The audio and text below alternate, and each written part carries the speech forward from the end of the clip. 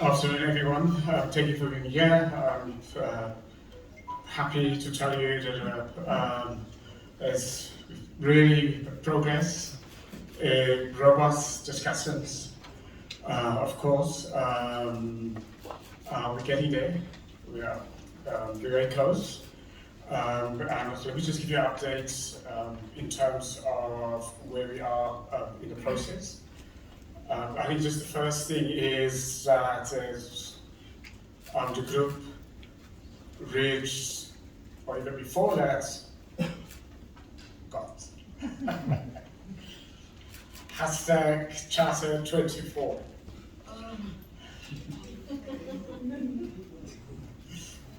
So they're very close to clearing, identity.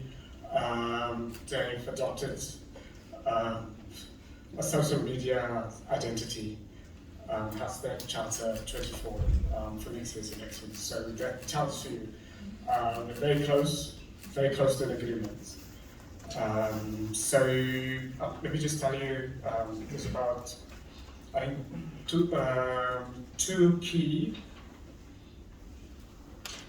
three key agreements so far, which I can report back to you. And again, as I said, the negotiations to cobble together this very historical first pre-election coalition in South Africa's modern history together ahead of elections. It's unprecedented. Even around the world, there's a few instances where such a pre-election coalition would have been cobbled together, almost there. So they've reached common ground on the key solutions to the challenges facing South Africa. Now, it's quite important getting an agreement on that. Just in normal practice, it is often very difficult because we all, as individuals, will have different opinions on how to deal with the challenges of a country and also political parties. And in order to reach a common agreement on some of the key things, really is groundbreaking.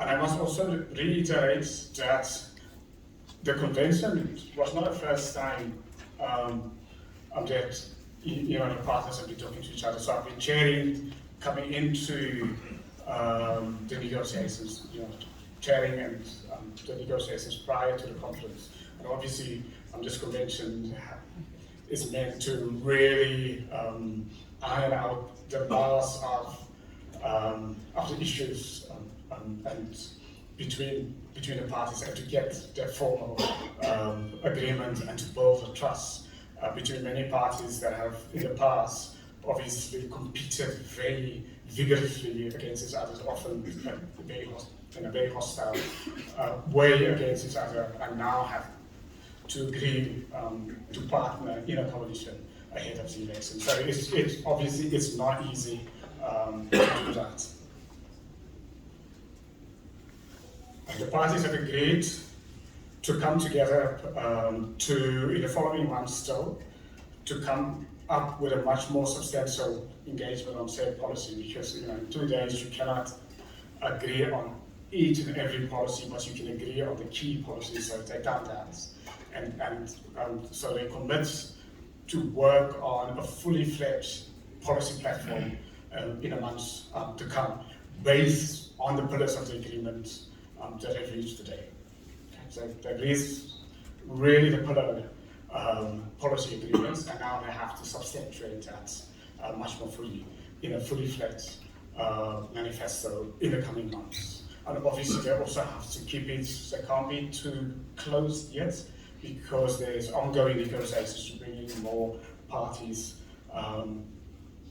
to the coalition, so also to give other parties an opportunity to make their argument. But the pillars have been agreed on, and it's a really significant moment for a group of parties that have fought each other in the past to actually agree on the fundamentals of a policy platform. Secondly, they've agreed on the principles of power sharing. And you know that's very important. If you think of all of, many of the coalitions that failed at a local level, it really has been, power sharing has been really an Achilles heel for many of the coalitions at a local level. And one of the reasons why many of the coalitions have failed, because they've been unable to agree on how to set power. Okay. So it's a hard, very robust discussion. It was very hard, but an agreement has been reached.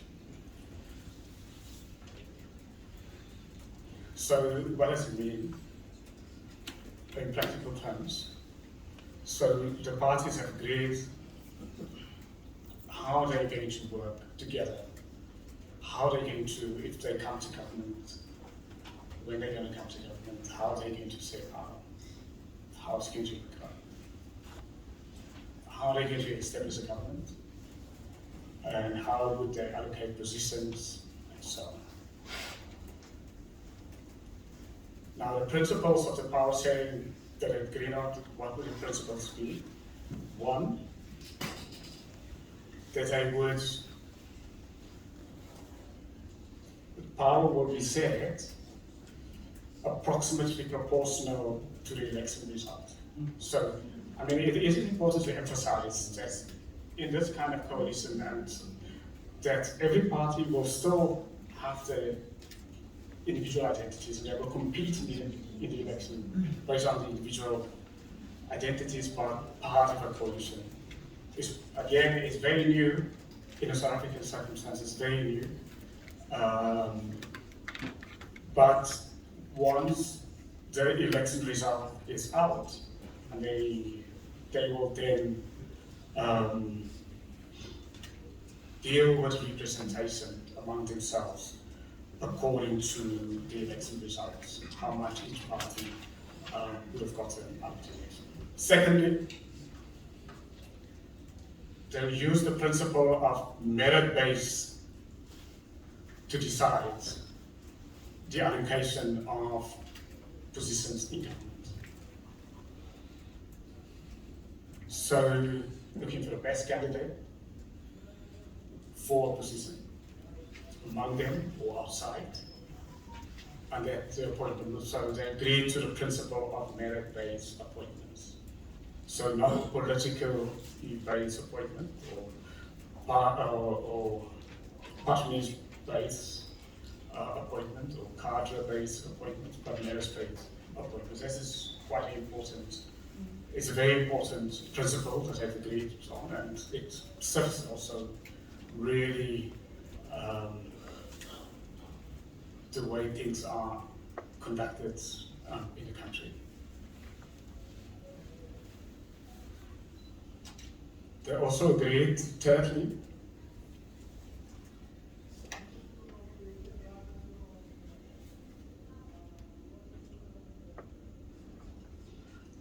on the principle that the same party, for example, cannot lead both the executive and legislative arms of government. So, so among the coalition, if there's a party appointment, for example, in the executive, or the party dominance, one party dominance legislatively, in the executive, there would be, the same party cannot then be dominant in that same arena on the legislative arms. So, to explain it, maybe Elizabeth, I think just to clarify, to unpack that, so they've tried, on principle, to make certain that the diversity of parties firstly are represented in both in executive positions and in legislative. So that's the first part of that. Yeah? So diversity of appointments across, so parties are represented in both legislative and in executive. So that's the first part. The second part of it would then be that one party, so if one party is, say, dominant in the executive, the same party wouldn't be on the legislative. I hope that makes sense, the explanation makes sense. Fourthly, under these principles of power sharing, they've agreed that the cabinet must reflect the diversity of the South African people. So it's a quite a key, it's a very, very key. I mean, we are the world's most diverse society. Our diversity is our strength, and it's a very, very important thing about that if you're South African, what differentiates you being a South African from any other nationality is our diversity.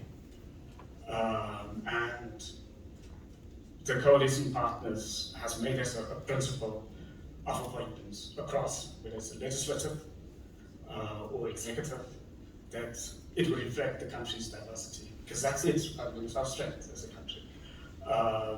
If we want to grow, we want to be prosperous, we want to be peaceful, we have to leverage that diversity, because that is actually our competitive advantage compared to any other country in the world. It's a competitive advantage, which we obviously haven't leveraged properly since 1994. So there's a principle they've accepted that is going to be a very, very key principle in the way they need to go. Because, I mean, that's, as a country, countries must use the competitive advantage in order to prosper, to grow, to compete, and so on. And as a principle, their power sharing, the agreement was, from a power sharing principle, is going to, diversity is going to be a key pillar.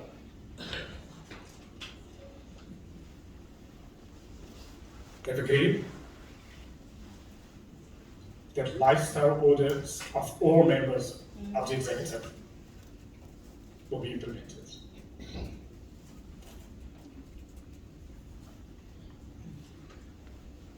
Lastly, around these power sharing principles, the agreements, they've agreed that the leader of the largest party in the bloc will become the leader of government, or government business. It's very important.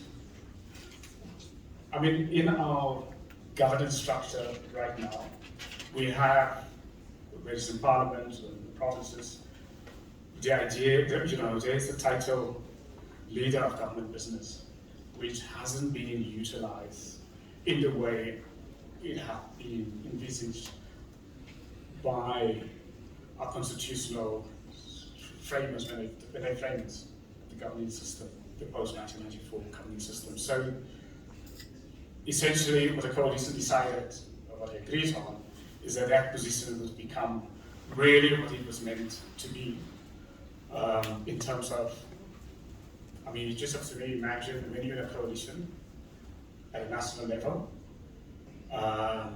you would have, there will need to be a coordination of a policy program, a coordination of a legislative program, a coordination of implementation, so there has to be a central coordination to deliver on policy, to deliver on a legislative program, and so on. And that the leader of government business is going to be a key governance structure in their system of coordination. And then the party would, they get the most votes, will automatically take charge of their position. I mean, at the moment, for example, it's a national level. The arrangement is that we be the deputy president, so that's the arrangement currently now. So that will change within a coalition government. It would then change, really be a big change in the way governance operates at that level.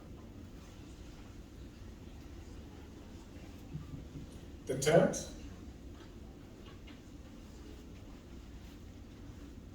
big agreement has been that the parties have agreed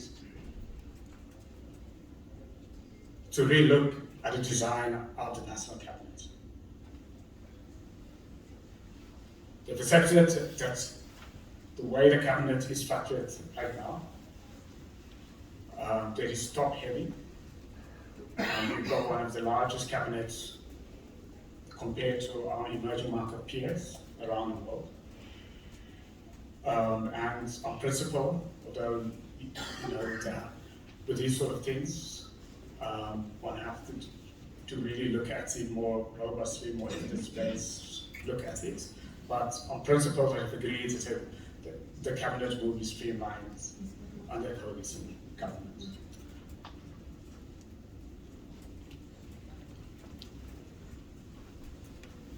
To conclude, it's been, these are parties that come with different identities, different backgrounds. They've been competing with each other in the past. Some of them, the engagement with the past has been often hostile, been very rough, sometimes very toxic. So you can imagine trying to get them to agree on common policies has been very challenging at times. It's been very robust. There's been a good spirit. There've been no fisticuffs.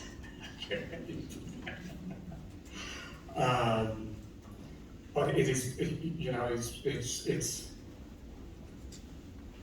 it's been a very strong engagement from different parties.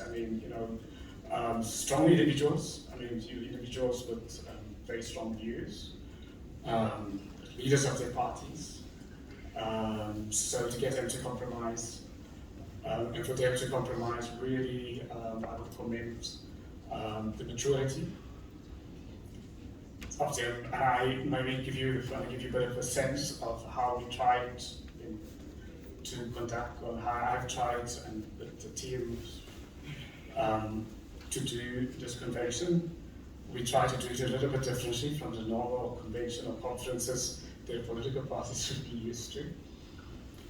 So as I said, I opened all the negotiations in prior to this convention with a prayer, which I myself wrote, which appealed to their hearts.